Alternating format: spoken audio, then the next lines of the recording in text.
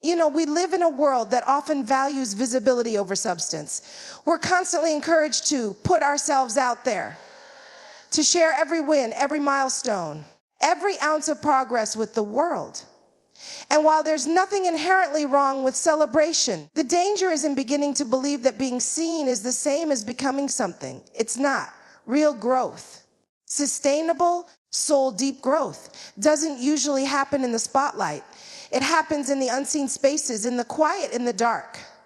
It happens when no one's clapping, when no one's asking for updates, when the only voice pushing you forward is your own. When you build yourself quietly, you're choosing something that our culture doesn't always understand: internal validation over external applause. You're choosing to let your actions, not your announcements, speak for you. And that's not just a discipline, that's a mindset shift. It's a refusal to outsource your worth to the public eye. Psychologically, we're wired to crave affirmation. It feels good to be acknowledged. It's comforting when others validate our direction. But that craving can become a trap if we allow it to replace internal conviction.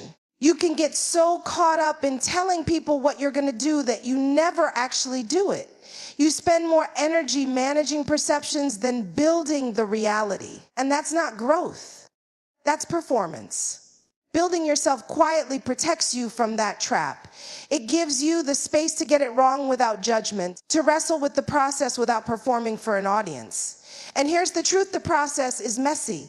Transformation is not cute. Healing, leveling up, realigning your life, it gets ugly before it gets beautiful. And when you're doing that in front of people, it can become performative instead of authentic. You start to shape your growth around how it looks rather than how it feels. And that kind of growth doesn't last. There's also a kind of sacredness to private progress. Philosophers have long talked about the idea of the inner citadel, that deep, protected part of the self where your values live, where your strength comes from. When you build quietly, you're reinforcing that inner citadel. You're not asking the world to co-sign your journey. You're saying, I know who I am, I know what I'm becoming, and I don't need applause to stay the course. That kind of confidence doesn't shout. It doesn't beg to be seen. It just is. Now, I'm not saying don't share your journey. I'm saying don't depend on sharing it to legitimize it. Because the work you do in private is where your character is forged. And if the character isn't there, the accomplishments won't hold. What good is building a life that looks good online but feels hollow in your own hands? What good is having people admire you for a version of yourself you haven't actually become? When you allow your actions to speak louder than your announcements, you're investing in authenticity. You're saying, I'd rather be it than just say it. And that difference between the person who's talking about it and the person who's doing it is everything. Let's be honest, building quietly requires restraint. It requires maturity. It's easier to tell people what you're working on than it is to keep your head down and do the work. But that quiet work, that's where the magic is. That's where the foundation is laid. And when the time is right, when the moment arrives, you won't have to convince anyone of who you are. Your presence will confirm what your words never needed to prove. So if you're in that quiet season, if you're building something that no one sees yet, take heart, keep going. The silence isn't punishment, it's protection, it's preparation. And when your actions finally speak, they'll speak with a volume no announcement could ever match. Build so solidly in the dark that when the light finds you, there's nothing left to prove. There's a certain kind of strength that doesn't show up in the spotlight. It doesn't dress itself up for public approval or ask permission to be great. It lives in the quiet choices. How you speak to yourself in the morning, how you handle disappointment, how you keep showing up even when no one's watching. That kind of strength is called discipline. And if building yourself quietly is the path, then discipline is the fuel that carries you along it. Not performance, not hype, not aesthetics. Just the daily decision to be committed to what you said you wanted, long after the mood you said it in is gone.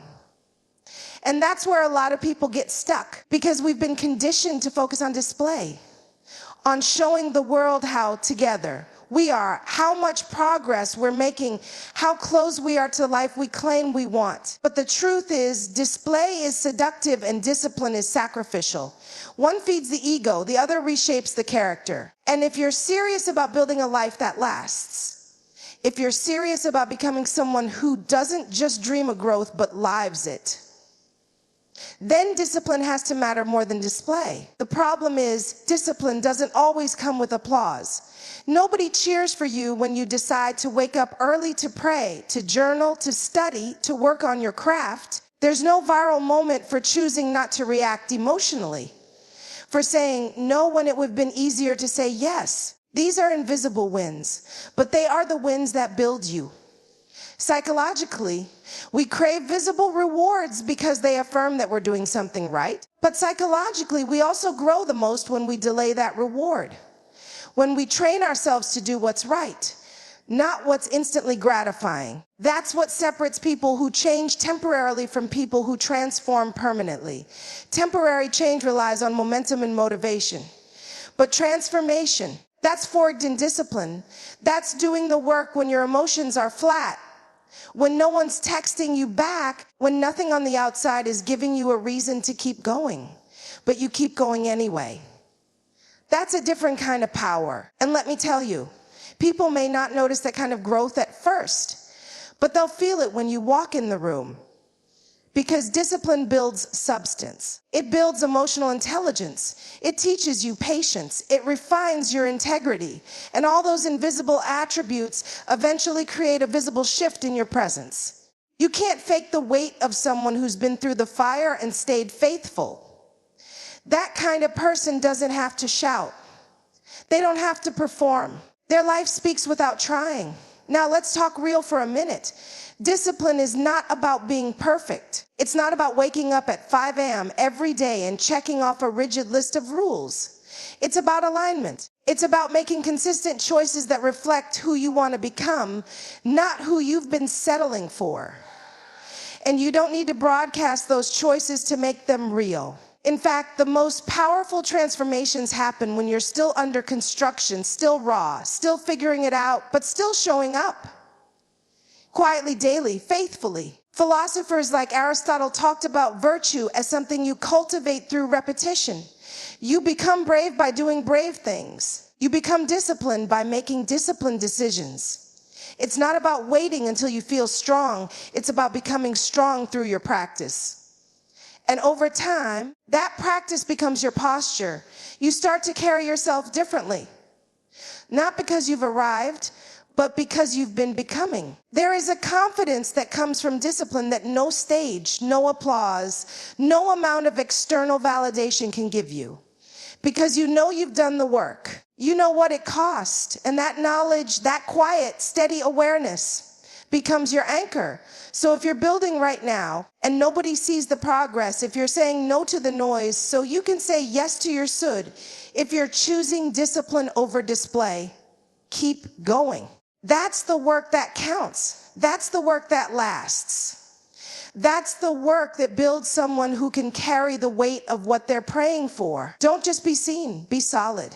There's a reason the most profound breakthroughs often come in silence, in solitude, in the stillness where nobody else is watching and nothing else is competing for your attention. That's space. The quiet, the protected, the hidden isn't just a gap between the person you are and the person you're becoming. It's the container where transformation takes place. And that's why silence matters. Because silence doesn't just protect your process, it protects your vision. When you're building something meaningful, whether it's a purpose, a calling, a new identity, or a healed version of yourself, you have to understand how fragile that vision is in its early stages. Just like a seed needs the soil, not the spotlight, your vision needs the dark. It needs covering, it needs care. Exposing it too soon can invite interference, confusion, or worse, doubt. And not always from malicious people. Sometimes it's from well-meaning voices who simply don't see what you see. And if you're not secure yet, if your foundation is still forming, those voices can shake something loose in you that hasn't even had time to take root. We underestimate how much influence the noise around us has on the clarity within us. Every opinion, every comment, every critique, spoken or implied, can become a weight on your vision. If you're not careful, you start reshaping your path, not according to purpose, but according to people. You shift your direction not because it's wrong, but because someone else couldn't see the destination. And now your future is being filtered through their limitations. That's why silence is more than a discipline. It's a shield. It's a boundary that says, not everything needs to be explained right now. Not everyone gets access to this version of me. You don't owe the world a play by play of your growth. Sometimes the best thing you can do is go quiet, step back, recenter, because clarity thrives in stillness. Psychologically, we know the brain processes information differently in quiet reflection than in constant stimulation.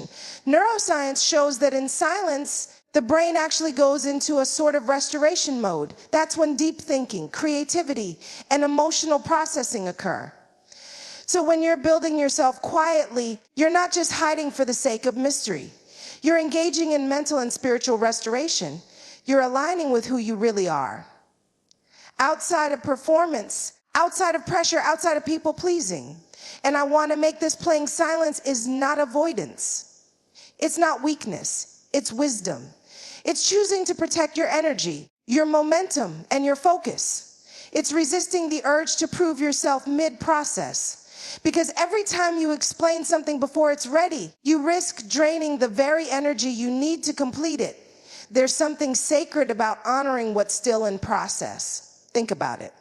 Even nature knows this. The caterpillar doesn't emerge halfway through the cocoon and say, "Look at my wings in progress." No, it waits, it develops. It lets the pressure do what only pressure can do. And when it's time, it doesn't need to announce itself. The wings speak for themselves. And isn't that what we're all after? A kind of growth that speaks when you walk into the room. A kind of peace that doesn't need to be posted. A kind of identity that's built so deeply in God, in purpose, in quiet resolve that it doesn't crumble at the sound of opposition.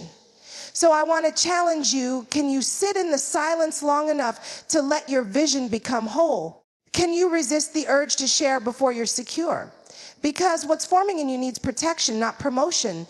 It needs space to become unshakable. And when it's ready, it will rise, and it won't need explanation. Let the silence sharpen your vision so when you speak from clarity, not confusion. There's a reason why some of the most extraordinary things grow where no one can see them.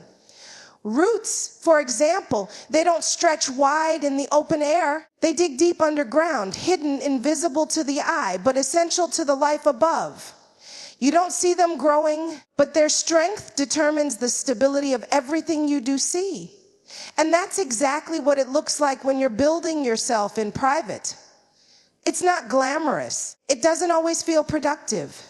But make no mistake, what's growing in the shadows is what gives you the power to stand when the light finally finds you. It's easy to underestimate that season, the hidden season, the quiet, uncelebrated grind of becoming.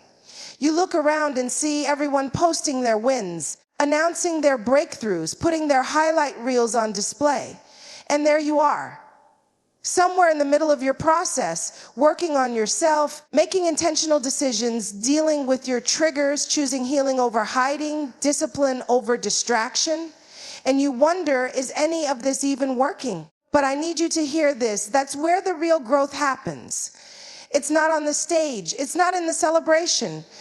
It's in the shadows where you face your own patterns, confront your own fears, and stop performing long enough to get honest with yourself. That kind of growth isn't immediate. It doesn't show up in Instagram captions. It shows up later in how you respond to pressure, in how you lead when no one's affirming you, in how you carry peace even when everything around you is chaotic. That kind of growth is slow, deep, and foundational. Psychologically speaking, when we commit to quiet growth, we engage with something called intrinsic motivation. That inner drive that pushes us not because we'll be rewarded, but because we're committed to becoming whole. When you grow in private, you strip away the noise and return to the truth of why you're doing the work.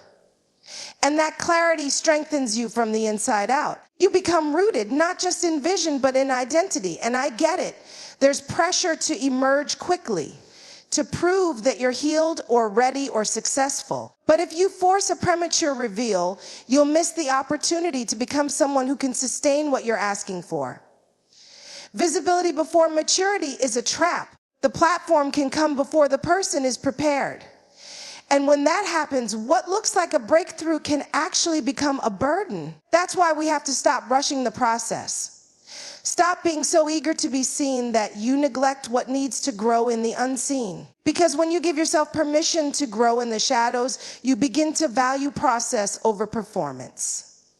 And that shift changes everything. You're no longer desperate for approval. You're not looking for shortcuts. You're not intimidated by someone else's spotlight because you know your roots are still expanding. And when the time is right, you won't have to fight to be seen. You won't have to beg to be chosen. You'll be ready. Even spiritually, the pattern is consistent. Think about it. So many of the people God used powerfully had seasons of hiddenness. Moses in the desert, David in the field, Jesus himself in obscurity for 30 years before stepping into public ministry. And what was happening in those hidden years? Foundation, preparation, depth. They were becoming someone who could carry the weight of the call. So if you feel unseen right now, if you're doing the work and no one seems to notice, don't despise this season. This is your rooting season. This is where your strength is being built, where your integrity is being tested, where your endurance is being developed. You are not behind, you are becoming. And when the light finally finds you, you won't crumble under the pressure. You'll be grounded. You'll be ready because you didn't just show up, you grew up. Let the shadows shape you so the spotlight doesn't destroy you. We've been conditioned to chase success like it's something we have to prove.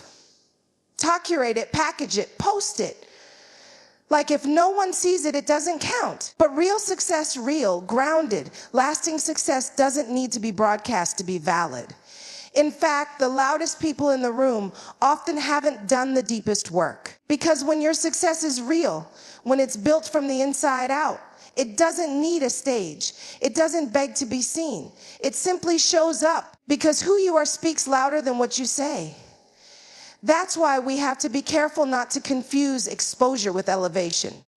Just because something is visible doesn't mean it's valuable. Just because it's loud doesn't mean it's solid. And just because people are clapping doesn't mean it's time to celebrate. Some of the most dangerous detours happen when we confuse visibility with arrival. When we start performing for applause instead of pursuing alignment. Success is not something you audition for. It's something you embody. It's not just about the house or the brand or the platform. It's about who you had to become to sustain the things you prayed for. And if the becoming is shallow, the blessings won't hold. That's why building yourself quietly matters. Because it forces you to confront the why before you ever reach the what. And if your why is applause, you'll burn out trying to keep an image alive that your soul can't support. Psychologically, we're all vulnerable to the need for recognition. That's human. That's natural. But maturity says, I don't need to be seen to be secure. I don't need to go viral to be valuable. And I don't need validation to know that I'm walking in purpose. Because true success that doesn't crumble when the spotlight fades, is a byproduct. It's not the goal. It's the overflow of integrity, the result of discipline, the outcome of private decisions that nobody but God and your inner circle will ever see. And I want you to understand something. There's nothing wrong with being successful. There's nothing wrong with the overflow. But when your